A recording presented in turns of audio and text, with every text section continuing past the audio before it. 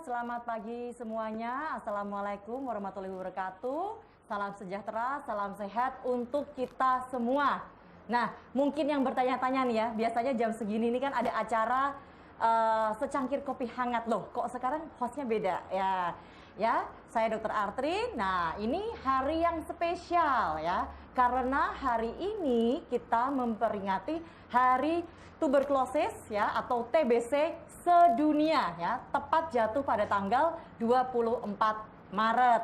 Nah, oleh karena itu peringatan Hari TB Day sedunia ini, nah kita akan mendatangkan narasumber yang tentunya ahli ya di bidang infeksi tuberkulosis ya. Nah, tema kali ini, tema pada tanggal 24 Maret 2021 yaitu setiap detik berharga, selamatkan bangsa dari tuberkulosis ya. Itu temanya juga kita adopt ya dari tema TB Day ya dunia, yaitu the clock is ticking ya. Oke, nah sebelum kita mulai bertemu dengan narasumber kita, banyak berbincang, berdiskusi dan mendapatkan ilmu dari beliau, kita saksikan dulu video tentang peringatan Hari TB Day ya pada tanggal 24 Maret 2021 dari Perhimpunan Dokter Paru Indonesia. Yuk kita saksikan.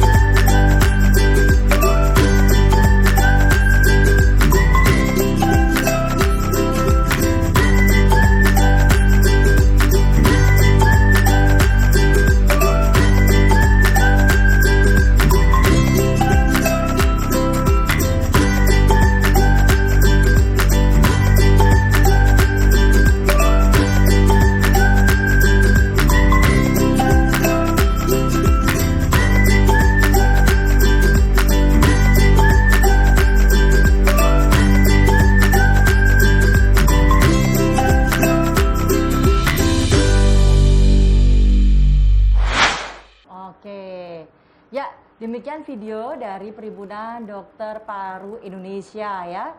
Itu banyak sekali ya informasi yang sudah dituliskan tadi ya. Mungkin para pemirsa Muardi ya sudah banyak membaca ya. Tapi untuk lebih jelasnya lagi ya, apa sih tuberkulosis? Saya yakin teman-teman semua sudah pada tahu ya penyakit ini, karena mungkin ada saudara, ada teman, ada keluarga yang pernah sakit TBC atau mungkin sedang menjalani pengobatan TBC. Oke, untuk itu pada hari ini kita datangan tamu spesial. Beliau adalah ahli paru konsultan infeksi, yaitu Dr. Jatu Apridasari, spesialis paru konsultan FISR. Ya, selamat datang dokter.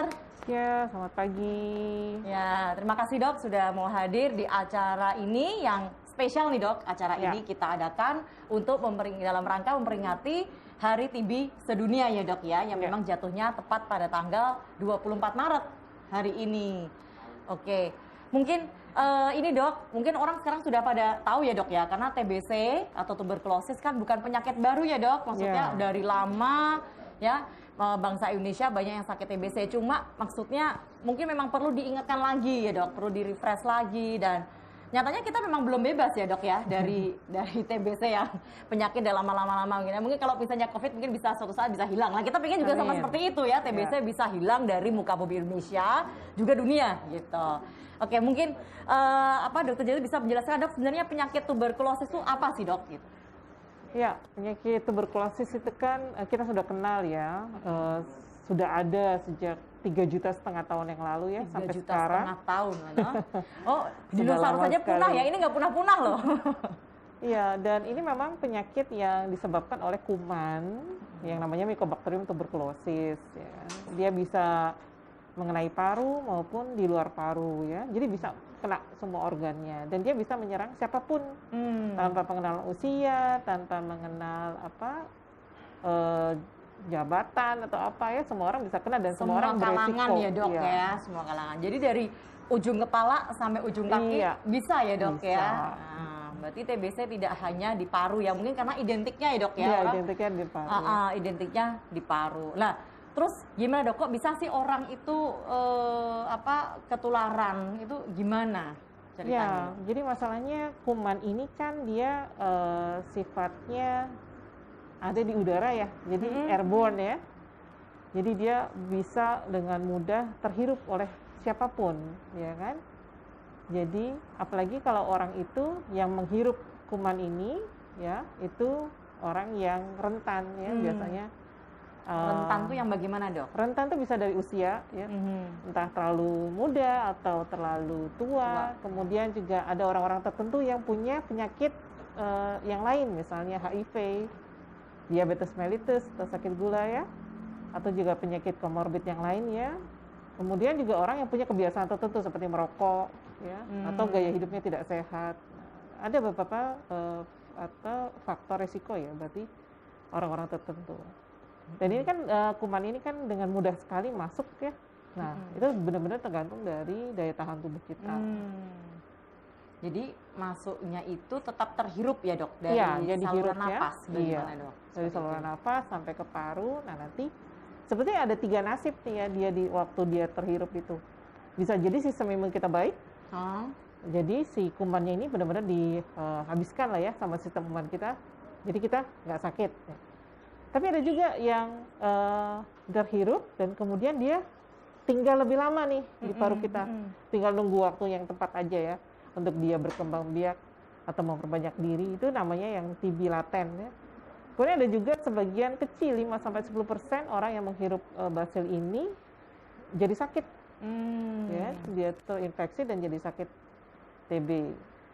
Jadi memang yang terpapar belum tentu semuanya terinfeksi juga, yang terinfeksi juga belum tentu jadi sakit gitu ya dok ya, tergantung kondisi daya tahan tubuh orang masing-masing ya. Wah menarik sekali ya ternyata. Nah ini kan teman-teman pasti pingin dong ya, jangan sampai saya ini terinfeksi apalagi menjadi sakit TBC. Nah untuk di Indonesia sendiri dok, itu sebenarnya kalau tentang tuberkulosis itu memang angkanya masih tinggi ya dok ya? Iya, coba kita lihat ya. Iya. Di slide-nya bisa ya. Oke. Langsung next. Ya. Ya. Gimana sih kalau situasi di Indonesia sekarang ya? Kita lihat sama-sama. Estimasinya memang sekitar 845.000 ya per tahunnya. Dan ini yang jadi masalah adalah ada yang ternotifikasi, ada yang enggak. Nah itu dia. Jadi ada 35% kasus TB yang tidak dilaporkan. Nah ini juga jadi masalah ya. Kenapa bisa ada yang tidak dilaporkan? Dan ada juga yang sekarang kita juga kenal ada TB yang kebal obat ya. TB kebal obat. Ini sebanyak obat tuh berarti ya. Dikasih obat yang TBC biasa nggak mempan ya, udah nggak mempan, harus khusus lagi ya. Kemudian ada juga kasus TB di anak-anak, TB dengan HIV ya. Tapi angka keberhasilannya sebenarnya sampai sekarang sih 87% ya. Kalau angka kematiannya kira-kira 360 detik, setiap 360 detik. Ya. Itu 11 orang mati karena TB. Wah, sebenarnya lebih berat daripada COVID. Ya. Ini dok ya. Silent killer gitu ya dok ya. Cuma kita jadinya nggak apa ya istilahnya mungkin nggak yang heboh dan dahsyat gitu ya. Itu. Wah ternyata ya anak-anak juga banyak ini ya dok di sini ya kasus TB anak 63.000 ya. Dan ternyata juga ada yang bareng sama HIV. Wah, ternyata jadi TB itu istilahnya harus kita benar-benar waspadai ya. Istilahnya nggak cuma oke sakit biasa karena pengobatannya memang perlu waktu yang cukup lama, tapi bisa sembuh. Bisa sembuh. Angka kesembuhannya sampai 87%. Oke. Monggo dok, mungkin ada lagi dok yang mau disampaikan? Sekalian langsung lanjut ini dok. Kalau temanya untuk yang tahun ini adalah setiap detik berharga, selamatkan bangsa dari tuberkulosis ya. Dan memang nanti yang paling penting adalah bahwa kita kan punya target nih. Kapan sih kita bisa mengeliminasi TB di Indonesia? Itu targetnya 2030. 2030, oke. Terus target kita bebas dari TB, Indonesia bebas TB itu 2050. Harapan kita memang kita bisa bebas dari TB ya 2050. Batasnya 2050. Iya. Sekarang berapa ini? 2021. Oh tenang, masih lama loh, jangan. Tapi masalahnya itu tadi, eliminasi TB di 2030 targetnya. Ini kita nggak bisa kerja sendiri ya. Jadi perlu banyak peran dari semua orang berperan, punya peran yang masing-masing ya. Jadi nggak cuma kesehatan ya dok ya? Iya, dan kita nggak bisa kerja sendiri ya. Jadi harus semuanya bareng-bareng ya. Ini subtemanya tadi ya. Jadi kita harus bersama-sama mengeliminasi TB dan juga melawan COVID-19. Kenapa sih dok kita kok sampai memikirkan harus nih eliminasi TB, apalagi jangan sampai anak-anak generasi muda itu kena TB, itu kenapa sih? Yang pertama jelas masalah kalau seseorang terinfeksi TB atau TB ini kan masalahnya dia bisa menularkan. Nanti pengaruhnya kemana? Ke produktivitas, ya kan? Itu jelas akan menurun. Dan dampaknya nanti ya lama-lama ke sosial, ekonomi, dan lain-lainnya. Bicara itu TB yang sensitif saja. Kalau TB yang kebal obat itu luar biasa dampaknya. Orang sudah harus datang setiap hari ke layanan kesehatan, ya kan? Kemudian kadang juga kehilangan pekerjaan, ada kan? Kemudian belum lagi stigma. Belum lagi stigma yang menempel pada mereka yang sakit TB. Dan stigma itu sampai sekarang masih ada. Benar. Ya. Jadi nggak cuma COVID juga ya. Dari dulu stigma yang paling lengket itu TB ya. Iya, orang kalau kayaknya TBC itu aduh sakit TBC terus kesannya rendah banget gitu ya dok ya. Padahal TBC bisa mengenai di semua kalangan ya dok ya. Tidak hanya katakanlah orang-orang dengan misalnya low ekonomi dan sebagainya, tapi siapapun bisa. Siapapun beresiko ya kan. Jadi memang tujuannya kita mengeliminasi itu jelas untuk menurunkan angka kejadian, menurunkan angka kematian, dan meningkatkan produktivitas, dan meningkatkan kualitas hidup juga ya. Karena kalau udah kena, misalnya dok, sembuh itu bisa ada bekas juga ya bisa dok? Ada bekasnya, dan bisa kambuh lagi kalau dia tidak merubah pola hidupnya. Nah, berarti memang paling bagus adalah pencegahan ya dok ya, jangan sampai sakit TBC. Dan TBC bisa dicegah. Nah, itu dia. Benar dok. Oke, nah itu tadi dokter sudah menyebutkan, jadi kan berbagai sektor ternyata juga tidak hanya kesehatan. Oleh karena itu, untuk pencegahan, sektor apa saja nih sampai ke pendudukan ya dok ya, terus kemudian pendidikan, semuanya. Jadi memang kampanye TBC ini itu harus di semua lini. Dan ini pemerintah memang punya program yang sudah sangat bagus sekali ya, khususnya di tahun ini. Jadi kalau saya ngelihat dari panduannya itu, dok ya, ada lomba macam-macam ya dok ya, ya dok ya. Maksudnya supaya merangkul dan semua sisi edukatif dari TBC itu bisa dapet gitu maksudnya. Oke, itu terus dok kalau misalnya dok TBC, nah apa yang harus dok ya kita alert gitu, jangan-jangan nih saya ada sakit TBC nih gitu. Mungkin gejalanya apa yang harus kita waspadai? Ada gejalanya ya, jadi ada gejalanya, coba kita lihat ya. Saya skip ya. Nah ini tadi ya, apa itu tuberkulosis? Ini kumannya ya. Kumannya bentuknya seperti batang, nggak kelihatan jelas ya. Kayak cistik ya, kayak cistik kalau sekarang. Namanya Mycobacterium tuberculosis. Nah ini pertama kali ditemukan oleh Robert Koch pada tanggal 24 Maret 1882 ya. Jadi udah ratusan tahun yang lalu ya.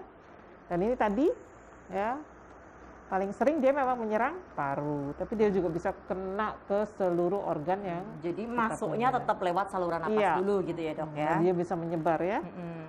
Kemudian tadi mungkin ini dulu ya, cara penularannya. Bagaimana cara penularannya? Lama ininya. Bentar, ya. Jangan dipanjat-panjat. Kok a little bit lemot? Enggak. Nah. Oke, cara menularkannya dia lewat udara ya. Jadi airborne ya. Beda dengan COVID ya. Kalau COVID kan droplet ya. Sedangkan kalau TB ini lewat udara. Jadi dia bisa menular waktu kita berbicara terlalu keras, bernyanyi atau berteriak. Batuk lebih banyak lagi kuman bisa keluar. Bersin. Bisa lebih banyak lagi kuman yang keluar. Ini jangkauan penyebarannya lebih luas ya dok lebih ya. Luas dan lebih banyak ya. Dan masalahnya ini bakterinya bisa bertahan di udara nih dalam beberapa waktu ya. Dan bisa dihirup oleh orang lain ya kan.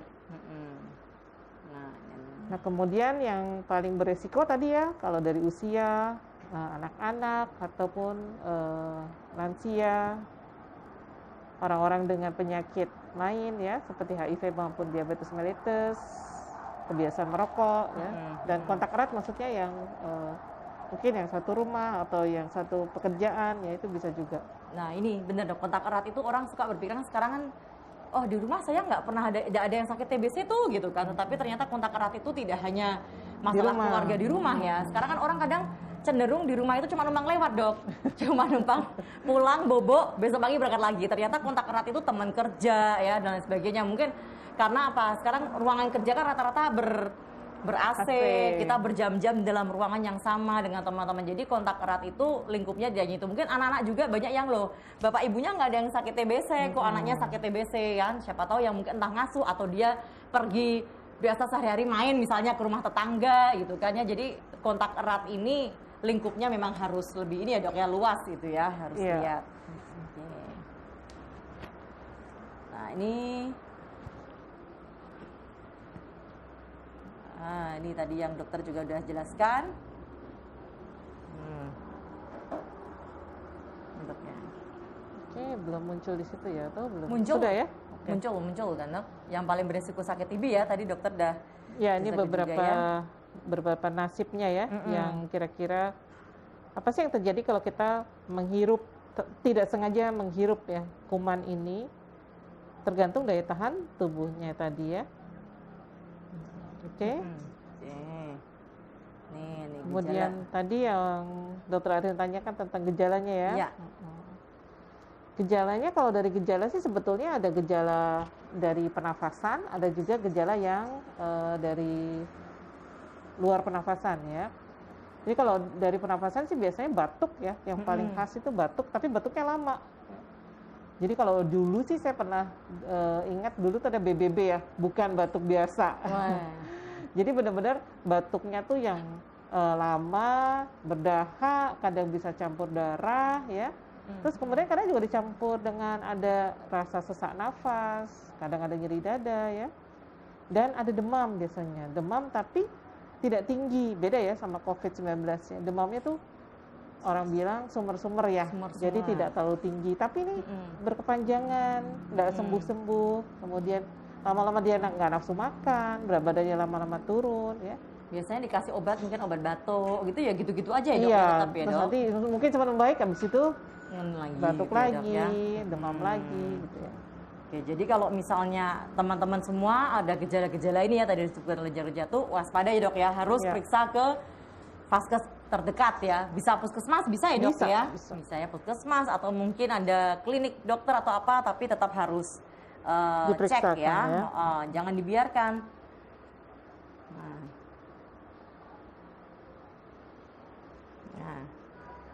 Ya, kemudian kalau apa sih yang kita lakukan setelah misalnya kita punya gejala itu ya, nanti akan diperiksa, kemudian yang diperiksa terutama adalah dahaknya ya, karena memang khasnya kalau untuk TB ini kan dia batuknya berdahak ya. Dahaknya nanti akan diperiksa, ada dua kemungkinan nih, dia pakai alat canggih ya, yang tes cepat molekuler, ini waktu pemeriksaannya cepat ya, karena namanya juga tes cepat ya. Ada juga pemeriksaan dahak yang biasa ya, yang dicet biasa ya.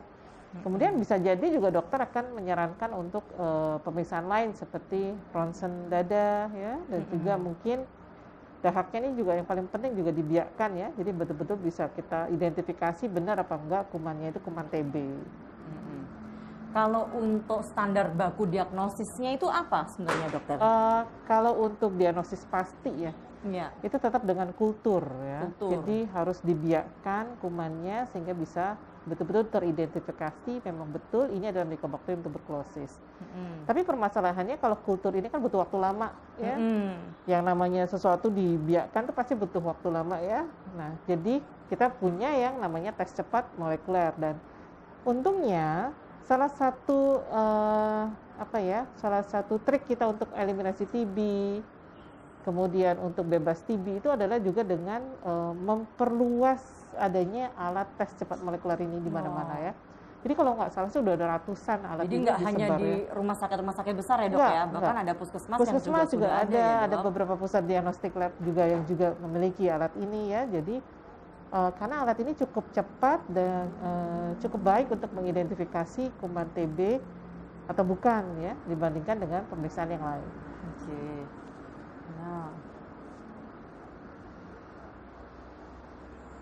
Oke, ini yang maaf. Cara mengeluarkan dahak ya. Kok ini ya? Oh, salah ini ya, sorry. Ini, maaf saya salah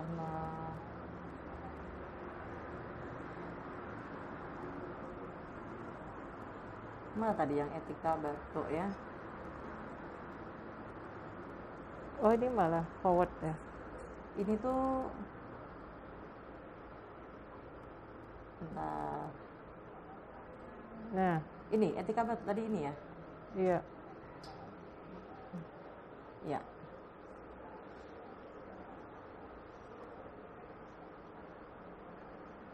Ya, jadi kalau untuk pemeriksaan dahak tadi ya, memang itu yang paling kita jadikan patokan ya, untuk menegakkan betapa betul seseorang itu terinfeksi atau sakit TB ya. Nah, tapi masalahnya dahak ini juga susah-susah gampang nih ya untuk dikeluarkan. Apalagi untuk mereka-mereka yang mungkin masih kecil atau misalnya ada penyakit yang lain ya, itu susah ngeluarin dahaknya. Jadi yang memang kita harapkan tuh dahak yang betul-betul baik itu yang berwarna kuning ya. Kemudian bukan bercampur dengan liur ya. Nah, memang ini jadi tantangan buat petugas di puskesmas maupun di rumah sakit ya untuk mendapatkan hasil dahak yang baik supaya nanti hasilnya juga saat diperiksa hasilnya juga baik ya. Tapi ada sih beberapa trik seperti sebelum kita periksa dahak tuh bisa lari-lari dulu atau naik turun tangga sebentar ya, atau minum air hangat, itu juga bisa untuk sebagai trik untuk mengeluarkan dahak yang penting benar ya. Kalau cuma ludah nanti kan ini ya dok, hasilnya ya, jadi nggak valid gitu ya, dok ya, tidak valid untuk dinilai ya. Nah, ini sekarang mencegah penularan TBC. Ya, memang TBC ini kan bisa dicegah ya, bisa diobati. Pencegahannya sebetulnya sih simpel ya, dengan mengubah pola hidup menjadi pola hidup yang bersih dan sehat jelasnya. Terus apabila dia memang dikatakan sakit TB, maka apa yang harus dilakukan? Berobat teratur minimal 6 bulan. Kemudian memperhatikan etika batuk ya. Jadi nggak boleh batuk sembarangan, batuk harus ditutup hidung dan mulutnya. Kalau perlu dia pakai tisu ya, tisunya harus langsung dibuang. Atau misalnya nggak ada, bisa kepepet pakai tangan harus dicuci ya. Gitu. Atau bisa juga dengan bagian dalam dari siku bahu sini ya. Tapi habis itu bajunya juga diganti ya harusnya. Dan memperhatikan ventilasi udara ya. Ini di mana aja, baik di rumah maupun di tempat kerja ya. Dan hati-hati tempat kerja yang tertutup dan ber-AC ya. Karena kuman ini sangat suka yang lembab dan dingin. Bertahan lama dia di situ ya dok ya. Dia paling nggak suka atau tidak, dia rapuh sekali kalau kena sinar UV ya, dan atau dengan pemanasan. Nah, dia sangat rapuh sekali di situ. Jadi memang harusnya ventilasi udara diperbaiki, sinar matahari bisa masuk. Kita negara tropis ya dok ya, seharusnya ya. Makanya kenapa kok negara-negara lain takut banget nih sama TBC gitu kan? Begitu ada TBC, gitu kan mereka cahaya matahari segala kurang. Kalau kita cahaya mataharinya murah meriah, di mana-mana ada, tetapi jangan sakit TBC juga banyak dok. kita ranking berapa dok ya TBC ini di dunia dok? Masih ranking 2 sampai sekarang. Setelah India ya dok ya, wah tetap ya peringkatnya masih peringkat tapi kayaknya bagus, sih nggak bakal ranking 1 sih, semoga ya nggak bakal ranking 1. Cuma kita selalu berkejar-kejaran nih sama Cina ya. Angka persentasenya sih unda-undi nih sama Cina ya. Karena kita nomor 3, kadang nomor 2 ya. Tapi untuk yang tahun ini kita masih nomor 2. Semoga makin lama makin turun ya. Ya, semoga makin lama makin turun, tapi benar-benar kasusnya dilaporkan loh dok. Jangan kesannya turun tapi ternyata case findingnya nggak bagus gitu. Jadinya kesannya turun ya, semu nanti jadinya. Oke. Ternyata ini ya tadi mencegah penularan TBC ya. Nah, kayak etika batuk itu kan sebenarnya bukan kalau cuma orang sakit TBC yang seperti itu dok ya. Jadi kita apapun kalau mau batuk, mau bersin memang harus ditutup karena kuman itu nggak cuma TBC loh, mau virus, mau apa aja ada tuh di dalam tubuh kita ya. Oke. Terus kemudian nah ini cuci tangan kayak tadi dokter Jatuh juga sebut ya. Ini gara-gara ini juga sih dok, berkahnya COVID salah satunya kita jadi lebih rajin cuci tangan. Padahal seharusnya dari awal-awal dulu ya namanya cuci tangan. Kalau etika batuk ya dok ya, terus ventilasi udara harus bagus. Itu sebenarnya udah kesehatan yang secara umum kita harus lakukan ya. Jangan ngecetok dulu ada penyakit baru jalan gitu. Termasuk pakai masker ya. Nah, benar dok. Jadi kalau yang beberapa tahun lalu sebelum adanya pandemi COVID itu susah banget nyuruh pasien ataupun kadang petugas kesehatan untuk menggunakan masker, ya kan? Susah sekali ya. Mengedukasi bolak-balik untuk menggunakan masker, ya kan? Tapi sekarang lihat setelah ada pandemi COVID ini, jadi semua orang sangat peduli untuk menggunakan masker kemana-mana ya. Mungkin sebenarnya pakai masker itu juga satu budaya yang bagus sih ya. Iya. Ya. Kalau dulu kan beda ya, orang pakai masker disangkanya penyakitan gitu kan. Tapi sekarang ya seharusnya dari dulu tuh sudah berubah ya. Kita menggunakan masker tuh untuk melindungi orang lain, ya kan? Dan juga melindungi kita. Bener, double jadinya ya.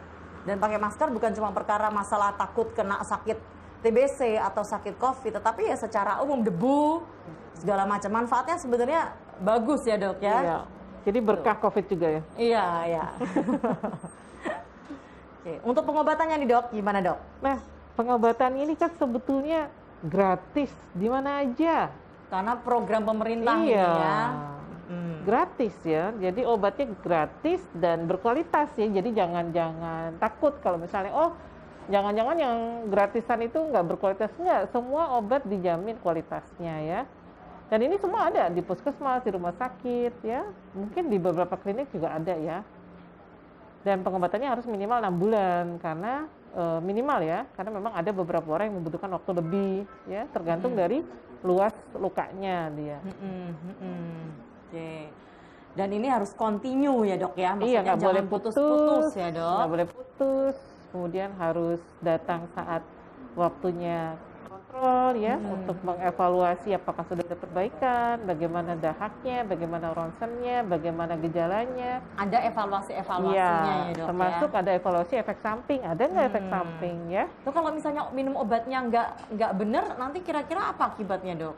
Masalahnya kalau minum obat tidak teratur, itu permasalahannya yang pertama, kumannya kan jelas tidak mudah dihilangkan ya, tidak mudah dieradikasi. Dan yang kedua takutnya apa? Kebal. Nah, jadi timbul masalah baru. Timbul masalah baru ya. Sebenarnya kalau TB kebal obat ini sebenarnya sudah ada sih sejak pertama kali obat anti TB ditemukan di dunia ya. Jadi memang angka kejadiannya makin kesini makin banyak nih yang kebal obat.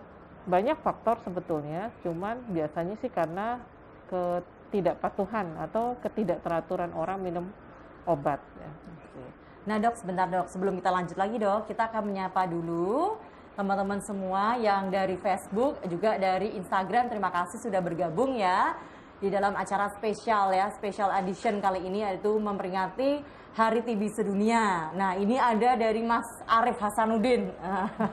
Halo Mas Arif, terima kasih sudah ikut menyaksikan ya. Setiap detik berharga, selamatkan bangsa dari tuberkulosis ya, merdeka. Kemudian pertanyaan dari ini, Den Mas Eco, TBC ada berapa jenis sih dok? Iya. Ada berapa jenis sih dok?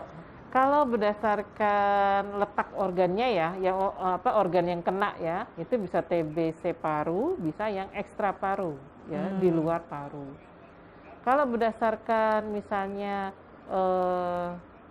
sensitifnya terhadap obat, ada TB yang sensitif obat, ada yang TB yang sudah kebal dengan obat ya.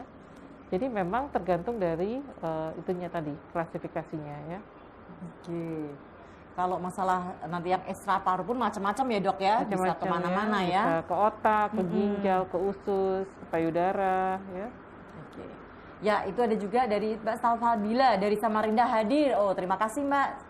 Oke. Oh dari teman-teman dari Instagram ya. Ada Mas Afin ini ya, banyak sekali yang sudah join ya. Tetap ikuti terus ya, ini Dokter Jatuh masih akan menjelaskan tentang serba-serbi penyakit tuberkulosis ya. Jadi teman-teman semua jadi tahu, oh ternyata seperti itu, bagaimana cara mencegah, pengobatannya. Dan kalau misalnya nanti ada teman-teman yang membutuhkan informasi, teman-teman bisa bagikan ya, karena informasi ini valid ya. Jadi pasti benernya, karena langsung dari ahlinya sendiri.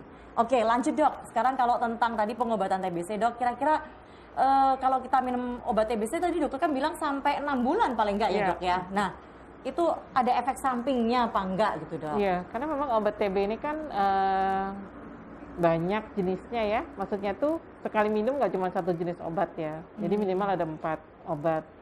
Kemudian harus diminum bersamaan dan minumnya lama pula ya. Jadi pasti ada efek samping ya. Tapi jangan khawatir, efek samping ini kan ada yang ringan, ada yang sedang, sampai ada yang berat sih memang. Tetapi kita juga harus mengenali beberapa efek samping yang biasa kita temui ya. Misalnya kayak urinnya atau kencingnya warna merah. Nah itu jangan khawatir karena itu cuman efek dari warna obatnya ya.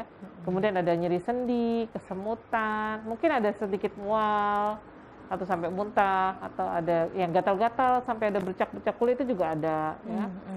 Kemudian ada gangguan keseimbangan atau gangguan penglihatan ya, atau tiba-tiba kulitnya kuning gitu ya. Nah, apapun yang misalnya nanti kita sampaikan ke para penderita TB ini, misalnya ada gejala efek samping seperti itu, yang harus dilakukan adalah langsung segera kunjungi kembali layanan kesehatannya. Ya, jadi jangan di stop sendiri. Ya, jadi kembali ke layanan kesehatannya, terus dijelaskan apa saja yang dirasakan setelah minum obatnya. Ya, nanti biasanya dokter akan memberikan obat pendamping atau obat untuk mengurangi gejala tersebut. Jadi jangan langsung di stop sendiri ya. Ya, jadi pastinya kan ada pemberitahuan dari dokternya dulu ya, edukasi gitu ya dok ya. Kira-kira apa yang akan muncul. Jadi teman-teman yang memakai minum obat TBC jangan kaget dulu lah. Kalau ada gejala-gejala tadi yang disebutkan dokter Jatuh ya, kok ada tanda-tanda nih gatal-gatal dan sebagainya, jangan di stop. Jadi tapi lapor ya dok ya, konsultasi supaya nanti itu tadi ya diberi obat pendamping ya, atau harus bagaimana diatur minum obatnya. Karena kalau sampai putus obat ya, terus pada nggak mau berobat lagi, nah tadi efeknya udah diberitahu, bisa kebal obat. Kalau kayak gitu timbul masalah baru dan malah nanti pengobatannya lebih susah lagi. Padahal seharusnya kalau teman-teman bisa mengikuti pengobatan TBC 6 bulan paling tidak bisa sembuh ya dok ya. Oke, sip. Sekarang, nah ini kita pengen tahu nih, kalau biar gaya hidup yang bagaimana sih ya bisa mencegah TBC. Ya, jadi kalau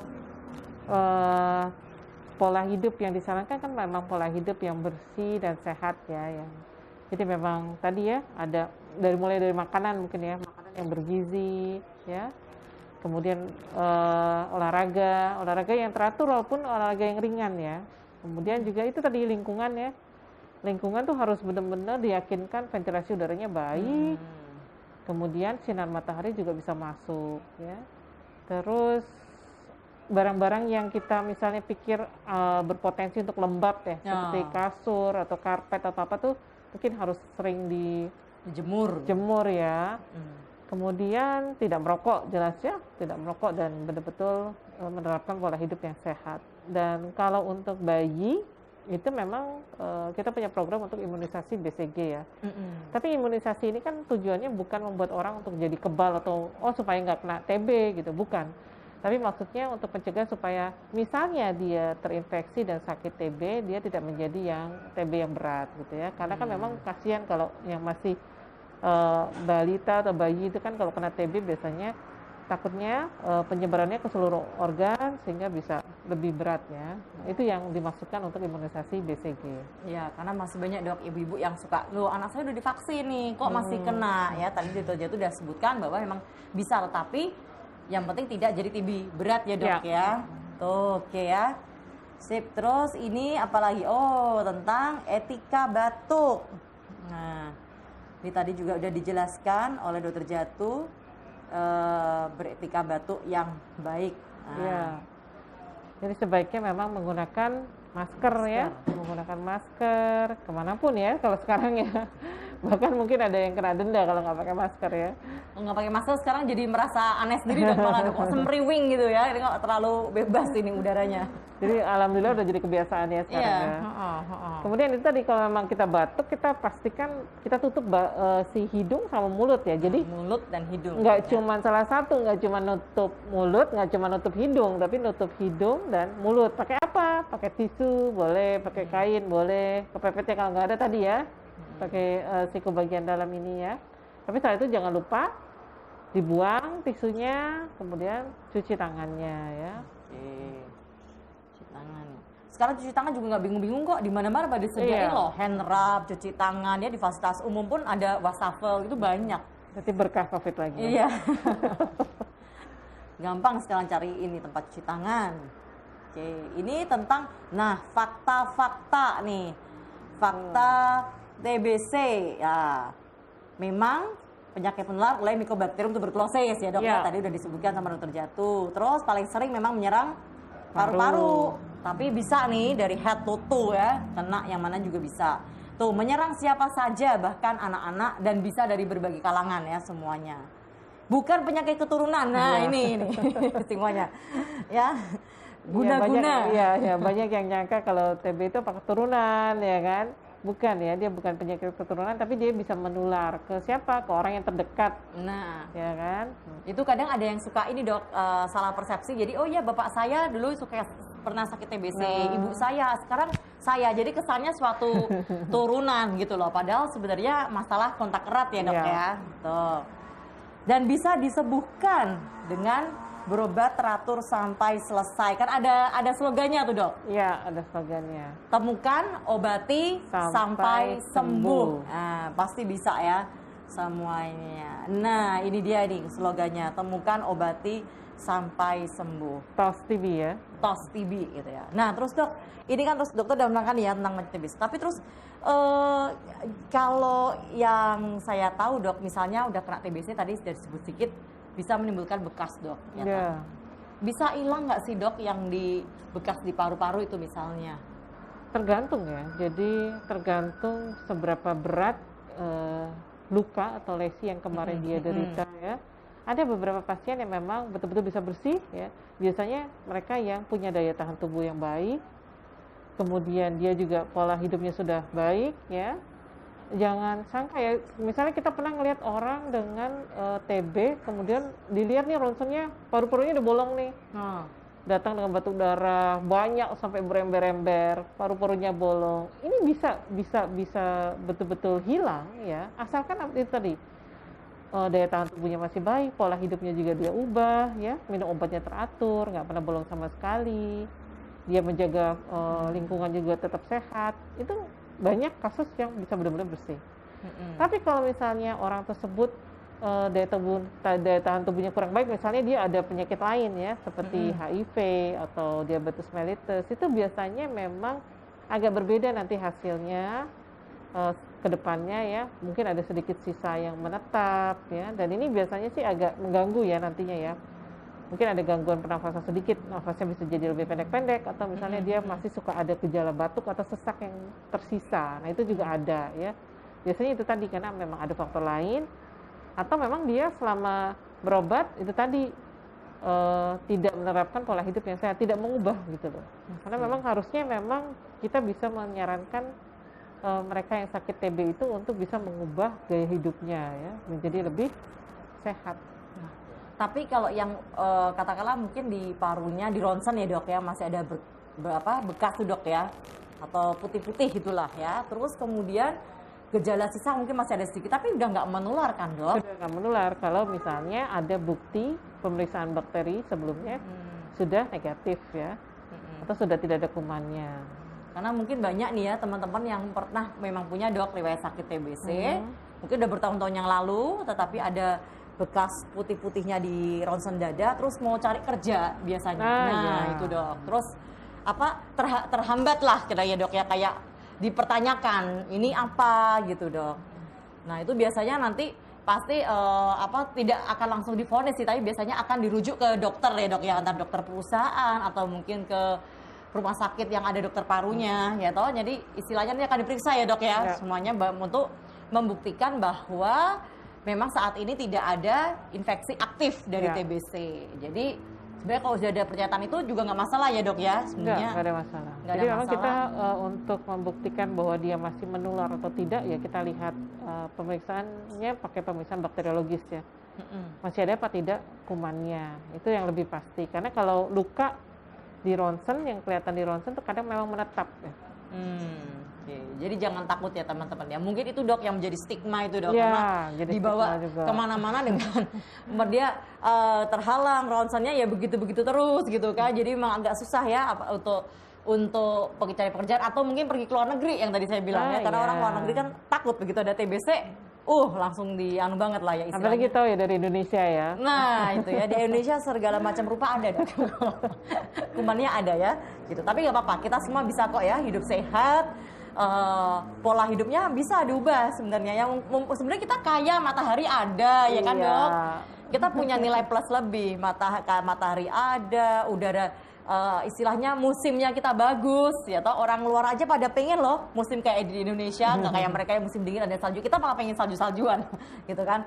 Tapi kalau istilahnya hidupnya jadi lebih enak, saya rasa kita bisa kok ya bareng-bareng kita mengubah pola hidup kita menjadi lebih sehat supaya apa? Satu, bisa mencegah sakit TBC dan juga penyakit-penyakit lain sebenarnya. Dan upaya-upaya pencegahan sakit ini, hidup sehat itu sebenarnya nggak baru muncul baru-baru ini aja, tetapi sebenarnya dari zaman bahula itu kita kembali ke rumus awal ya dok ya. Cuma akhirnya memang harus diketok dulu, baru kita sadar, oh ternyata seperti ini. Oke, terus dok kalau misalnya dok TBC bisa kumat lagi ya dok ya? Misalnya nih saya udah pernah kena sakit TBC, terus kok saya sakit lagi, itu kenapa dok? Apa memang yang dulu tadi kan dokter pernah bilang kumannya kayak diem di dalam tubuh, dia istilahnya aktif lagi, atau saya kena infeksi lagi, terus bagaimana dok itu? Ya masalahnya TB ini juga memang bisa kambuh kembali ya. Bisa jadi karena memang dia tertular dari kuman yang baru dari luar yang dia hirup lagi, atau memang misalnya ada kuman yang teraktifkan kembali yang dari dalamnya ya. Walaupun kebanyakan sih biasanya tertular dari luar sih biasanya ya. Asalkan memang kemarin dia betul-betul minum obat dengan teratur dan benar-benar bersih ya, sudah dinyatakan bersih. Kebanyakan sih memang karena tertular kembali ya. Makanya bukan berarti orang yang sudah pernah kena TBC terus jadi kebal, nggak ada juga ya. Jadi memang tetap harus, makanya tadi mengubah pola hidupnya menjadi lebih sehat. Terus kalau udah ketularan lagi dok, sakit TBC lagi, sembuhnya tetap sama dok kesempatannya, atau malah jadi lebih susah sembuh atau bagaimana? Sebetulnya sih angka kesembuhannya akan lebih baik kalau dia lebih cepat datang ke fasilitas kesehatan. Ini juga jadi masalah ya. Ada yang dimana pasien itu menahan ya, jadi maksudnya udah tahu nih gejalanya, dia kayaknya kambuh nih, kok mirip sama yang kemarin berapa tahun lalu, kok kayak mirip lagi, tapi datang terlambat ya. Kemudian itu tadi masalah, kalau datang terlambat masalahnya apa? Mungkin sudah ada komplikasi. Nah ini kan juga kita nggak bisa lebih cepat, apa nggak mungkin bisa lebih cepat pengobatannya, pasti lebih lama masalahnya itu. Dan kemungkinan dia sembuh tergantung dari yang infeksi yang ini, yang kambuhan ini, apakah lebih berat dari sebelumnya atau tidak. Jadi semua tergantung pada saat dia kena yang kedua ini misalnya, atau kena yang ketiga. Semoga nggak ada yang kena ketiga ya. Kena kedua ini bagaimana, kalau dia memang lebih berat, terus datang ke fasilitas kesehatan lebih terlambat, nah ini bahaya. Apa sudah ada komplikasi apa belum? Nah itu tergantung. Kalau sudah ada komplikasi, maka biasanya lebih lama pengobatannya, kemudian juga lebih prognosisnya atau kesembuhannya mungkin lebih beda dengan mereka yang lebih cepat datang ke fasilitas kesehatan, lebih cepat terdeteksi, ya, lebih cepat diobati. Nah itu bisa lebih baik. Jadi kalau misalnya teman-teman semua merasakan ada gejala-gejala ya yang tadi udah disebutkan, gejala sakit TBC apa, langsung ya dok ya segera ke fasilitas kesehatan terdekat. Atau mungkin udah pernah kena terus kok ada gejala yang mirip-mirip kayak dulu, jangan ditahan-tahan gitu. Jadi mungkin cuma sama aja gitu, enggak, langsung periksa lagi ya. Takutnya kalau terinfeksi lagi biar segera diobati. Nah dok, ini ada pertanyaan dok dari Facebook dari Mbak Indira. Bahas tentang TB tulang dok. Nah TB tulang kok bisa dok ya sampai ke tulang gitu dok? Ya, permasalahannya ini memang kuman TB ini kan dia memang pertama kali masuk ke paru ya, ke kantung-kantung udara di paru. Tapi permasalahannya juga dia bisa escape itu apa ya? Kabur ya. Dia bisa kabur, bisa mengelabui sistem imun kita. Dia bisa ke mana-mana ya, ke sistem cairan getah bening, ke sistem peredaran darah kita. Sehingga dia bisa ke organ mana yang dia mau. Ya. Nah kalau untuk yang TB tulang ini juga lumayan ya, banyak kasusnya. Dan biasanya gejalanya kan nggak khas ya. Kalau untuk TB yang di luar paru tuh gejalanya biasanya nggak khas. Biasanya nggak sengaja ketahuan. Misalnya kalau TB payudara ketahuannya, ada benjolan. Ternyata pas diperiksa, karena TBC. Ya kan? Jadi benjolan bukan mesti yang kayak tumor ke arah keganasan ya dok ya, bisa karena infeksi ya. Itu namanya mastitis tuberkulosis ya, jadi tuberkulosis payudara itu juga banyak kasusnya ya. Kemudian juga ada yang nggak sengaja misalnya ketahuan, misalnya tiba-tiba ada nyeri tulang belakang misalnya atau apa ya. Kemudian dilakukan CT scan atau MRI, baru kelihatan seperti gambaran spondilitis atau TB tulang ya. Biasanya memang kalau untuk TB yang di luar paru, biasanya nggak sengaja ya, nggak sengaja ketahuan misalnya. Jadi beda karena nggak ada tuh gejala batuk, nggak ada gejala demam, nggak ada gejala sesak, biasanya tidak ada ya. Gejalanya ya memang mungkin timbulnya tempat organ itu kena ya dok ya. Kalau TB tulang ini kebanyakan memang di tulang-tulang belakang ya, kebanyakan yang kena di TB tulang itu tulang-tulang belakang, makanya nyeri biasanya gitu ya dok, nyeri ya. Dan kalau seperti ini berobatnya mau ke dokter kemana dok? Misalnya ada nyeri tulang belakang nih gitu, nggak tahu apa. Jadi memang kalau untuk program TB nasional kan kita punya klinik DOTS ya. Klinik DOTS itu ya, itu memang komprehensif dari semua bidang ya, baik dari segala departemen ilmu ya. Jadi di situ bisa kita terapi bareng-bareng. Jadi tidak hanya dokter parunya, apa dokter tulangnya, atau dokter syarafnya ya, semua terlibat. Dokter rehabilitasi medik juga terlibat. Jadi kita punya tim DOTS-nya ya. Jadi sama-sama kita maksudnya memberikan tata laksana untuk kesembuhan pasien. Oke. Ya, lagi nih dok, ada pertanyaan dari Mbak Prita, Mama Fafa. Dokter, apakah lama pengobatan TB untuk orang dewasa dan TB pada anak sama lamanya dok? Ya, kalau pengobatannya lamanya sama ya, sama-sama minimal 6 bulan ya. Jadi nggak ada bedanya, cuman bedanya tuh di jenis obatnya ya, jenis obatnya ada sedikit perbedaan. Tapi kalau lamanya sama, minimal 6 bulan ya. Ada pertanyaan nih dok dari Instagram dari Mbak Mary Grace. Apakah TB menurun? Nah ini tadi dok ya yang sedang. Bila orang tua ada yang TB, apakah ada pencegahan supaya anak-anak tidak tertular seperti imunisasi atau vaksin? Ya, kalau kasus TB menurun ini mungkin hubungannya dengan pencatatan dan pelaporan yang menurun ya. Jadi menurun angka atau maksudnya menurun diturunkan dok? Maksudnya menurun. Nah ini nggak tahu nih maksudnya menurun diturunkan apa sih? Apa yang tadi istilahnya? Keturunan penyakit keturunan maksudnya. Ya, kalau TBC jelas bukan penyakit keturunan ya. Kemudian apa sih yang dilakukan kalau misalnya ada orang di rumah yang sakit TB supaya nggak menular nih? Karena kan biasanya kalau anak-anak kecil rentan ya. Yang pertama itu tadi mengubah lingkungan di rumah supaya lebih sehat ya, ventilasi, cahaya matahari ya. Kemudian juga kalau vaksin itu jelas sudah jadi program nasional ya, program TB nasional vaksinasi pada bayi baru lahir ya. Tapi vaksin ini kalau di TB itu bukan yang sifatnya harus di booster ya, karena nggak bisa gitu loh.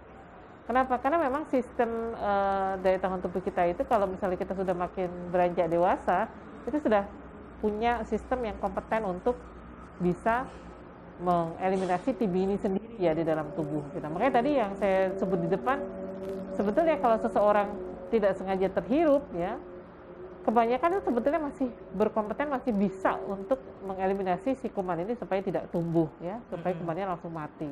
Ya. Jadi kalau untuk anak-anak itu tadi ya, pastikan lingkungan keluarganya, lingkungan rumahnya baik, kemudian tidak perlu yang namanya dipisahkan alat makan, itu nggak perlu ya. Jadi karena kuman ini kan menularnya lewat batuk, bersin atau berbicara ya. Jadi tidak lewat saluran makan, jadi itu tadi. Dan misalnya perlu nggak dipisah nih, misalnya tempat tidurnya segala macam. Sebenarnya bukan masalah pemisahan ya.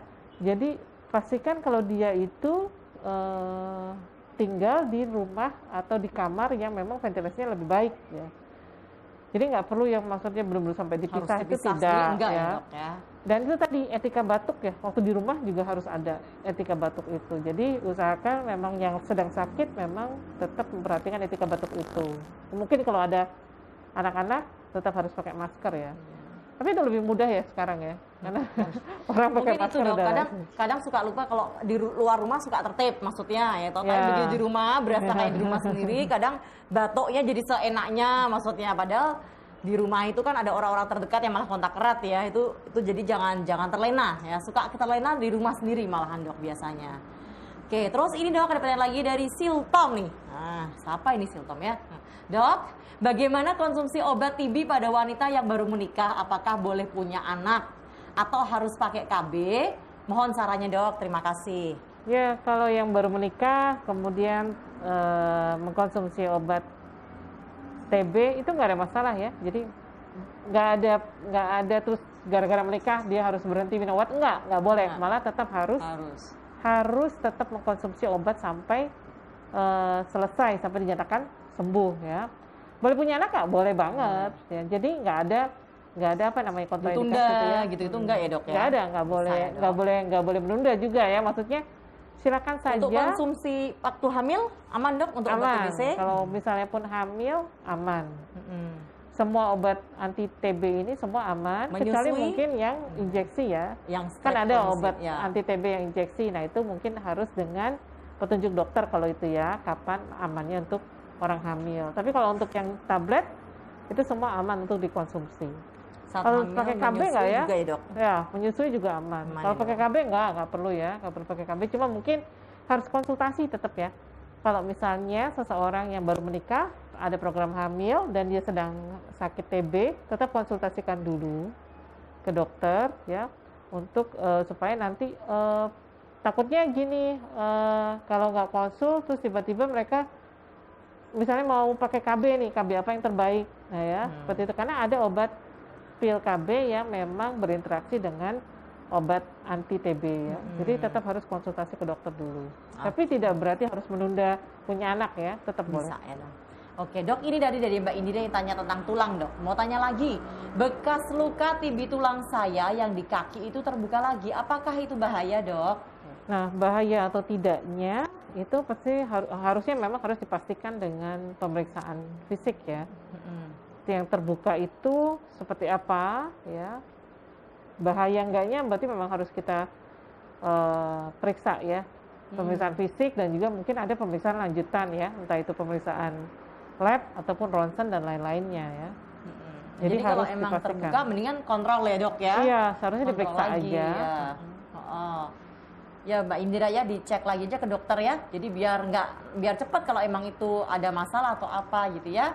Terus dari Ibu Anggita Pratami, dok, apakah pasien sudah pernah kena TB dan sudah sembuh bisa kena lagi suatu hari nanti? Nah ini tadi udah ya dok ya, bisa ya? Bisa ya, bukan berarti sudah kebal gitu ya dok ya. Makanya tetap pola hidup sehat ya, protokol kesehatan seperti biasa tetap saja dilakukan. Oke dok, ini ada pertanyaan lagi dari Linda Subroto. Dokter, bagaimana membedakan batuk karena TB dan batuk karena penyakit lain? Terima kasih. Ya, karena batuk karena TB yang seperti tadi ya, gampangnya kita pakai istilah BBB ya, bukan batuk biasa ya. Jadi memang batuknya sifatnya lama, kemudian berdahak ya, kadang bisa sampai ada darahnya ya. Kemudian biasanya juga disertai tadi gejala yang lain ya, seperti sesak nafas, nyeri dada, atau penurunan berat badan, nafsu makan menurun. Jadi batuknya itu memang khasnya, paling khas itu batuknya lama, lebih dari 2 minggu ya. Nah, gitu ya dok ya, tadi dijelaskan. Jadi kalau misalnya batuknya nggak sembuh-sembuh ya, mungkin minum obat, berhenti bentar tapi itu lagi. Nah, jangan-jangan bukan batuk biasa ya. Jadi segera kontrolnya ke fasilitas kesehatan yang terdekat. Nah dok, mau tanya lagi dok, kalau misalnya dok pasien ini sudah ada orang yang memang sudah pengobatan TBC dok ya, terus mau pergi nih dok luar negeri, atau mungkin kayak mau naik haji atau mau ke umrah, boleh nggak sih dok sebenarnya? Atau ada bulan keberapa baru boleh pergi atau bagaimana dok? Ya sebetulnya sih memang karena penyakit TB ini airborne ya, jadi memang menularnya lewat udara. Maka ada beberapa hal yang harus diperhatikan kalau misalnya ingin melakukan perjalanan udara, ya, apalagi ke negara lain ya. Harusnya syaratnya utama memang dia sudah minum obat secara rutin, ya, dan sudah negatif ya. Jadi pemeriksaan dahaknya sudah negatif. Jadi perlu diingat, ini beda ya sama COVID ya. Kalau COVID udah negatif berarti udah sembuh ya. Tapi kalau untuk TB sudah negatif, itu belum berarti sembuh ya, tapi sudah potensi penularannya sudah menurun. Jadi kalau untuk yang mau pergi ke luar negeri untuk kegiatan ibadah ataupun yang lainnya, itu dipastikan dulu sudah ada konversi kita bilangnya ya, sudah dahaknya sudah negatif. Biasanya setelah bulan keberapa itu dok? Biasanya sih setelah bulan kedua ya. Setelah bulan kedua ya dok ya. Jadi kalau memang paling lebih aman, setelah bulan kedua pengobatan, dicek dahaknya ternyata telah konversi menjadi negatif, ya itu bisa ya dok ya? Bisa. Dengan tetap melanjutkan obat ya? Iya, dan obatnya tetap harus diminum ya. Jadi jangan terus merasa tadi dok sembuh, karena banyak yang ngerasa enak dok, setelah 2 bulan minum, udah ngerasa enak, nah terus lupa. Oh ya, satu kali lagi, ada pertanyaan sebentar ya. Sebentar ini ya dari di IG dok. Dok, apa TB kelenjar menular? Kalau menular, penularannya lewat apa? Pasiennya nggak batuk, untuk antisipasi atau proteksi kita gimana dok? Terima kasih. Dari Mbak Widianti Popon 3. Ya, kalau untuk TB kelenjar tidak menular ya. TB kelenjar itu tidak menular, jadi jangan khawatir. Tetap minum obat ya, kemudian tetap konsultasikan ke dokter yang terkait juga ya. Biasanya kelenjarnya yang di mana nih yang kenanya ya. Jadi tidak akan menular kalau TB kelenjar ya. Untuk antisipasi ya tetap tadi ya, pola hidup yang bersih dan sehat ya, sering cuci tangan ya. Terus kemudian memberikan motivasi ya pasien tersebut yang sedang sakit untuk tetap minum obat ya. Walaupun nggak ada batuk, beda sama TB paru ya, mungkin nggak ada batuk, berat badannya juga biasa ya, tapi tetap harus dimotivasi. Makanya dukungan orang terdekat itu juga penting ya. Jadi apa yang harus dilakukan itu tadi ya, motivasi dan juga kita mengubah pola hidup menjadi lebih sehat. The last question ya dari Facebook dari Mbak Liana. Mohon izin bertanya dok, pada pasien yang menggunakan OAT tidak sesuai standar karena misalnya tidak berobat ke dokter dan sudah minum lebih dari 1 bulan, apakah tetap diberikan kategori 1 dulu atau kategori 2? Terima kasih dok. Ini pertanyaannya biasanya itu sih. Ada lagi. Dokter nih kayaknya ya, soalnya tahu kategori 1, kategori 2. Jadi memang obat anti tuberkulosis di Indonesia tuh ada 3 ya, kategori 1, kategori 2, dan kategori anak. Kalau pertanyaannya apa tadi? Maaf, kalau misalnya sudah stop 1 bulan dok, lebih dari 1 bulan hanya kategori 1, nanti masuk kategori 2 atau kategori 1 lagi gitu dok. Jadi memang batasan kita untuk ini kan berarti masuknya kategorinya berobat tidak teratur. Kalau berobat tidak teratur nanti dilihat dulu berapa lama dia putus, ya kan? Berapa lama dia putus, yang jadi patokan ada berapa lama dia putus. Kalau dia putusnya lebih dari sama dengan 2 bulan atau 8 minggu, maka lakukan pemeriksaan tes cepat molekuler tadi dan bisa diberikan kategori 2. Tapi beda lagi kalau misalnya dia kurang dari 8 minggu atau kurang dari 2 bulan, tergantung ya, nanti tergantung lihat gejala klinisnya, tergantung nanti lihat hasil dahaknya bagaimana. Beda lagi ya. ini masih ada malah muncul nih pertanyaan. Masih boleh ada waktu buat jawab? Nggak apa-apa, oke ya. Biar puas dok, ini special day soalnya ya. Dari Mbak Novi Gindung, selamat pagi menjelang siang Dokter Atri, Dokter Jatuh. Dokter mau tanya, apakah betul anak-anak yang punya TB ada benjolan kecil-kecil tuh dok di leher, belakang, atas punggung atau atas punggung? Ya betul, jadi kalau yang anak-anak ini agak beda ya. Kalau TBC anak-anak itu biasanya memang ada benjolan di leher atau ada pembekakan sendi kadang ya. Jadi beda sama yang TB paru atau TB pada orang dewasa ya. Biasanya memang itu. Gejalanya juga dia biasanya berat badannya tidak sesuai dengan usia atau dengan berat badan tinggi badannya tidak proporsional misalnya atau nafsu makannya. Tapi mungkin hati-hati kalau anak-anak ini jangan langsung gimana ya. Jadi hati-hati kalau misalnya dia demam berkepanjangan, kemudian juga nafsu makannya menurun, berat badannya tidak sesuai dengan umur ya, atau tidak proporsional dengan tinggi badan, dan muncul benjolan di leher, biasanya memang di leher, atau ada pembekakan di sendi. Nah itu biasanya salah satu tandanya, gejalanya.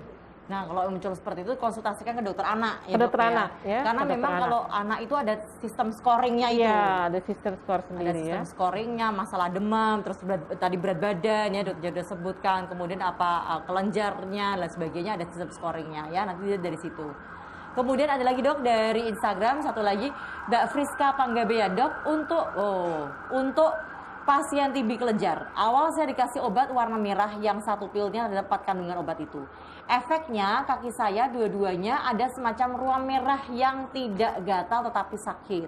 Kaki saya dua-duanya jadi susah berdiri. Kemudian sama dokter paru, obat-obatnya dipisah-pisah minumnya untuk cek obat mana yang jadi penyebab efek-efek tersebut.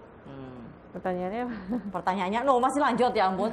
Oke, kalau misalnya sudah dapat satu obat yang jadi penyebab efek yang di atas itu, berdasarkan historis pasien yang pernah sembuh, apakah tetap minum obat dengan 3 obat yang tersisa atau tetap minum 4 obat itu sambil diberikan obat yang meredakan efek yang muncul?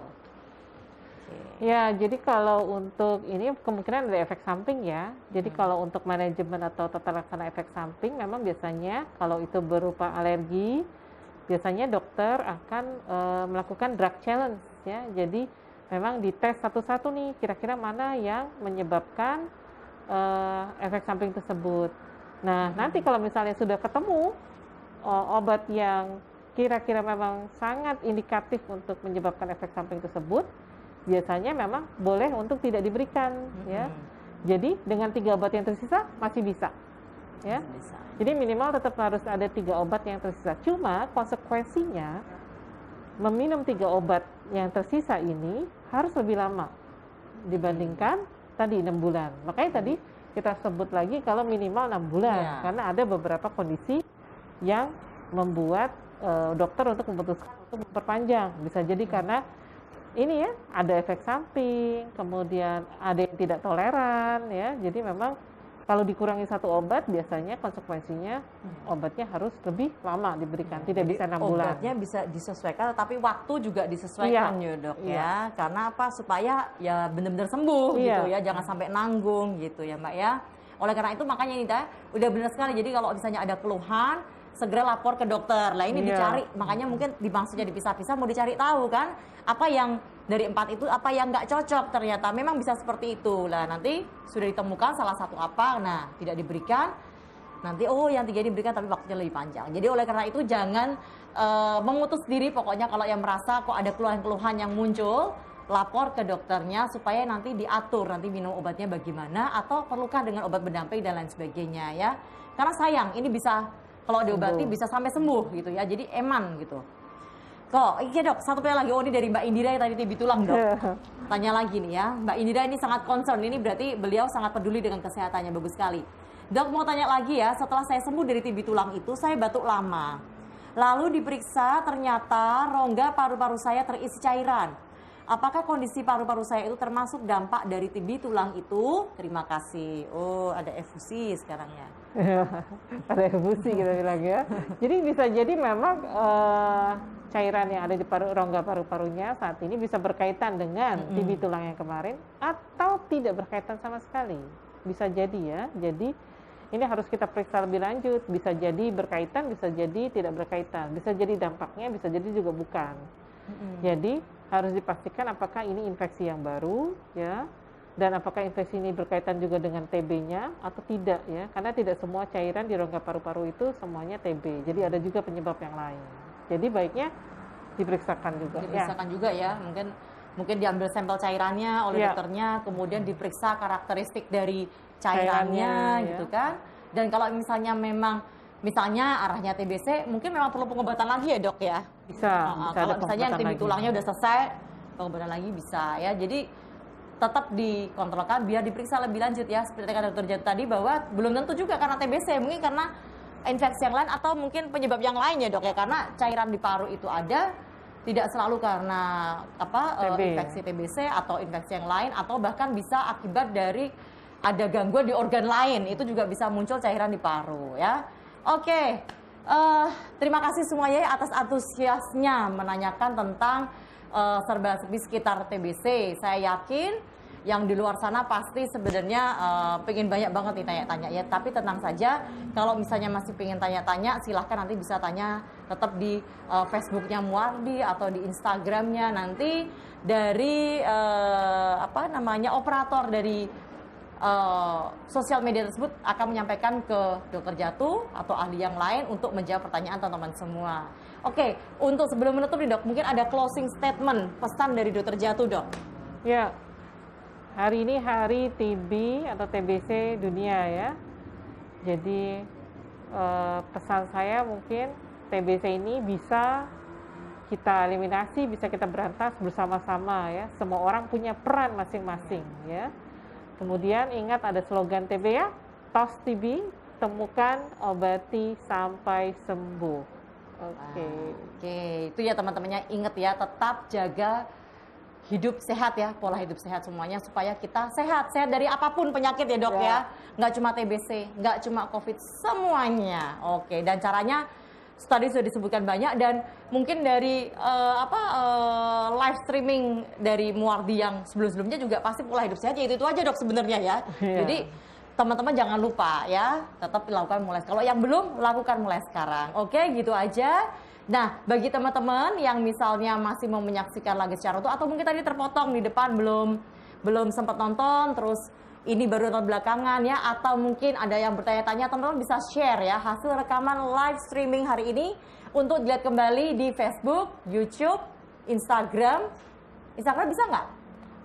Bisa ya? Nah, RSUD Dr. Muardi. Jangan lupa like, follow, subscribe, dan share akun media sosial RSUD Dr. Muardi di Facebook, Instagram, dan YouTube. Oke?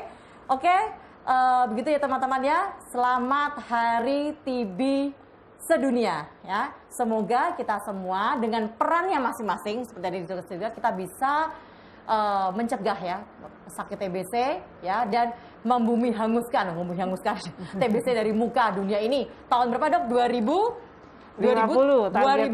Kita bebas dari TB 2050. Oh, 2050 ya. Jangan lengah ya, tetap semangat, tetap sehat. Wassalamualaikum warahmatullahi wabarakatuh. Dadah. TOS TB. TOS TB.